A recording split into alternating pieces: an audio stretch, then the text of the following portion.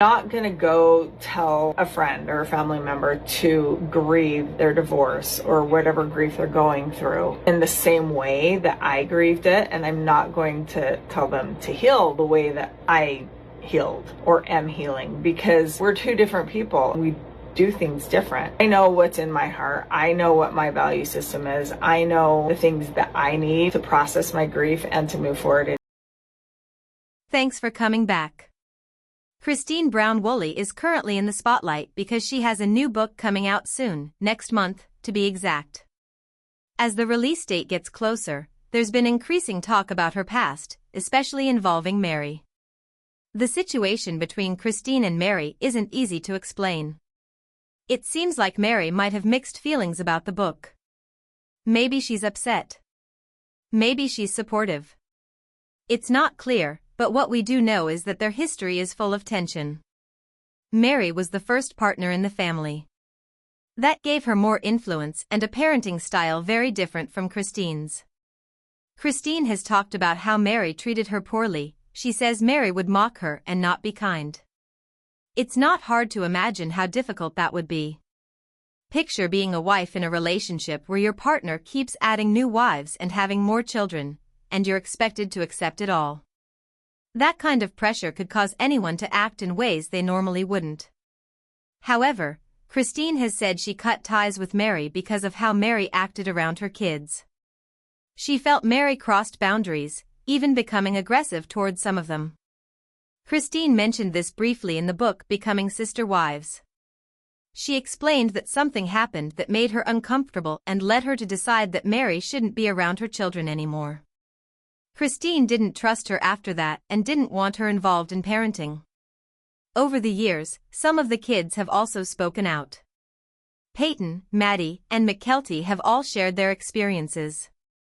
Peyton even said Meri's actions went beyond just yelling and that if people knew everything, the TV show might not even exist. Maddie and McKelty have both called Meri abusive.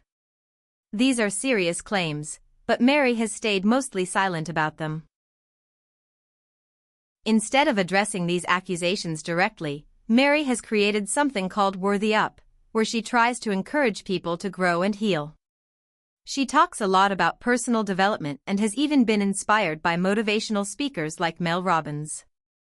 But some people feel she's being a bit contradictory. On one hand, she says she won't tell people how to live or grieve. On the other hand, her platform seems to be all about giving advice.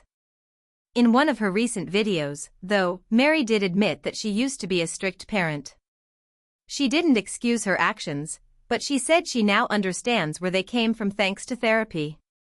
She talked about learning more about herself, her childhood, and how her life experiences shaped her behavior. It's hard to cover these stories without feeling frustrated. Sometimes it feels like those who did harm don't fully acknowledge it. And in communities like these, people are often taught to cover up what really happened. But real growth means facing the truth. Hopefully, Meri continues to reflect and becomes more honest about the past. Everyone deserves accountability, especially the children. Even if someone had a difficult past, that still doesn't make it okay to hurt others. Meri has explained that going to therapy has helped her understand her behavior and why she acted the way she did. She says this allows her to avoid feeling guilty. But for some people, this sounds more like a way to avoid facing the truth about her actions.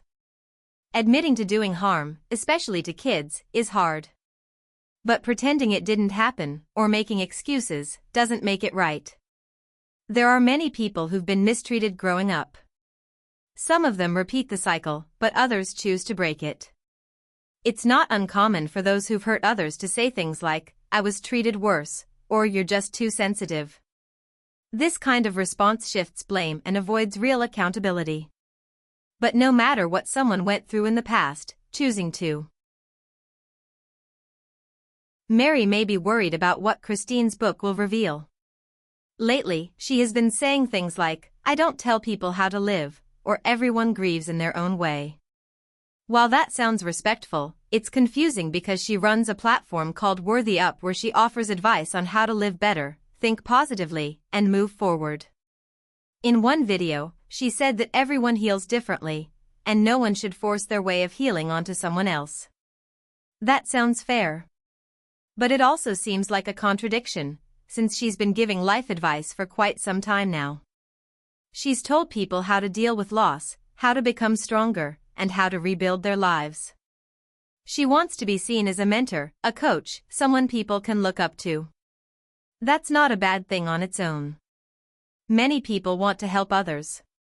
But if she truly believes everyone's path is unique, she might need to reconsider the kind of advice she gives or the way she presents herself.